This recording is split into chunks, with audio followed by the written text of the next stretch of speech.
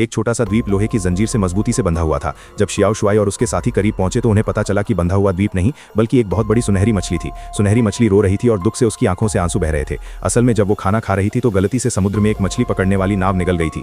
इस बात पर आसपास के मछुआरे नाराज हो गए और आखिरकार उसे यहाँ कैद कर दिया गया। हालांकि बेचारी मछली का कोई बुरा इरादा नहीं था, उसे बस ये नहीं पता था कि मछुआरों को कैसे आजाद करना है। शियाओ शुआई ने तुरंत उसे बचाने का फैसला किया। वो छोटे घोड़े पर सवार होकर मछली की नाक के सुराख में घुस गया। छोटा घोड़ा अपने पंखों से मछली की नाक खुजलाने लगा, जिससे मछली को बहुत तकलीफ हुई और उसने पूरी ताकत से लोहे की जंजीर तोड़ दी। जोर का छपाका हुआ और दोनों उछलकर बाहर निकल आए। जो नाव निगली गई थी वो फिर से समुद्र की सतह पर आ गई। सुनहरी मछली आजाद हो गई और गहरे समुद्र में चली गई। शुक्रिया अदा करने के लिए मछली ने एक छोटे केकड़े के जरिए एक अंगूठी भेजी। ये समुद्र का दिल थी। अंगूठी को देखकर शियाओ शुआई गहरी सोच में डूब गया, क्योंकि उसे पता था कि इस अंगूठी का मतलब है कि उसकी प्रिय राजकुमारी राजा से शादी करने वाली है। उसने तुरंत फैसला किया और चुपके से राजकुमारी के कमरे में घुस गया ताकि उसके साथ भाग सके। लेकिन ये दृश्य राजा के आदमियों ने देख लिया। राजा ने लोगों के साथ मिलकर शियाओ शुआई को पकड़ लिया और छोटा घोड़ा राजा की बंदूक से घायल होकर गंभीर रूप से जख्मी हो गया। लोगों के सामने अपनी ताकत दिखाने के लिए राजा ने 3 बड़े देग तैयार करवाए। एक में उबलता हुआ पानी, दूसरे में बर्फ जैसा ठंडा पानी और तीसरे में उबलता हुआ सरसों का तेल।